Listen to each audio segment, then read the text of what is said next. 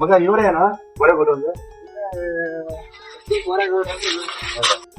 ಬಡ್ಡಿ ಕಟ್ಟ ಕೊಡ್ಬೇಕು. ಇದೆಲ್ಲ ಕಟ್ಬಿಡ್ತೀವಿ ಅಣ್ಣ. ಬಡ್ಡಿ ಬಗ್ಗೆ ನೀವು ತಲೆ ಕೆಲಸ ಮಾಡ್ರಿ. ನಮ್ಮ ಮಗು ಕೇಳಿರ್ಬೇಕಾರೆ ನಾನು ಹೆಂಗೆ ಅನ್ನೋದು. ನಿಮ್ಮ ಮಗ್ಳಿಗೆ ಬೇಕಿತ್ತಲ್ಲ ಗಾಡಿ, ಅದು ಕಲಿಯಕ್ಕೆ ಇದೇ ಗಾಡಿ ತಗೋಬಿಟ್ವಿ. ಚೆನ್ನಾಗೈತೆ. ಮತ್ತೆ ಗಾಡಿ ಮತ್ತೆ ಏನು ಆಗ್ಬಾರ್ದು. ನಾನು ಹೆಂಗ್ ಕೊಟ್ಟು ನಂಗೆ ಕೊಡ್ಬೇಕು. ಅದೊಂದು ಮಾತ್ರ ಖಂಡಿತ ಮಾತ್ರ ಗಾಡಿಯಲ್ಲಿ ನಿಂತ್ಕೊಂಡಿದ್ದಪ್ಪ, ನನ್ಗೆ ಬಡ್ಡಿ ಕಟ್ಟ ಕೊಟ್ರ ಆಯ್ತು. ಆಮೇಲೆ ಬಡ್ಡಿ ಕೊಡ್ತೀನಿ. ಬಡ್ಡಿ ನೀನ್ ತಲೆ ಕೆಲಸ ಮಾಡ ಆಟ ಕೊಟ್ಕಳ್ಸೋಣ ನಮ್ಮ ಹುಡುಗನೇ.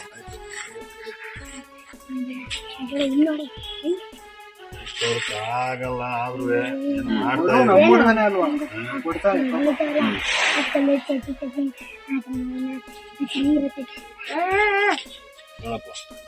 ಕಟ್ಟ ಕೊಡ್ಬೇಕು. ಕೊಡ್ತೀನಿ ಅಣ್ಣ. ಬಡ್ಡಿ ಕೊಟ್ಬಿಡ್ತೀನಿ ನಾನು, ಹಂಗೇನಿಲ್ಲ. ಐದಿತ್ತಣ್ಣ. ಆದ್ರೆ ಈ ಗಾಡಿ ನಾನು ಯಾವತ್ತೂ ಹೊರಾಯ್ತಿಲ್ಲ. ಮಾರ್ಗಿರಿಯ ಹುಷಾರ್. ನನ್ ಗಾಡಿ ಯಾವತ್ತು ನಾನು ಅಡಿಟ್ಟಿಲ್ಲ. ನಾನು ಯಾವತ್ತು ಗಾಡಿ ನಾನು ಅಡ ಇಟ್ಟಿಲ್ಲ. ಏನ್ ಮಾಡಕ್ಕಲ್ಲ ದಡ ಇರ್ಬೇಡ, ಈಗ ಇಟ್ಟಿರೋದೇ ಸಾಕು.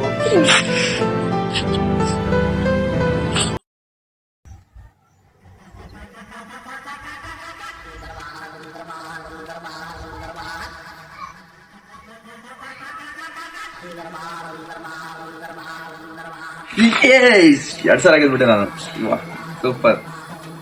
ಇವತ್ತು ಏನಾರಾಗ್ಲಿ ಒಂದೇ ಸಲ 5,000 ಬಿಟ್ಬಿಡ್ತೀನಿ. ಏನಾರಾಗ್ಲಿ 5,000 ಆಗ್ತೀನಿ.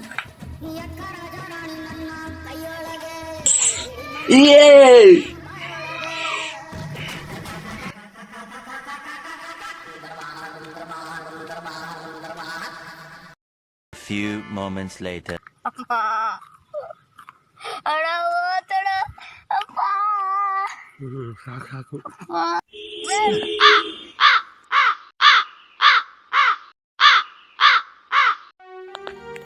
ನಾನು ಈ ತರ ಆಡಿ ನಾನು ಇಸ್ಪಿಟಲ್ ಸೋತೋಗ್ಬಿಟ್ಟಿನಿ.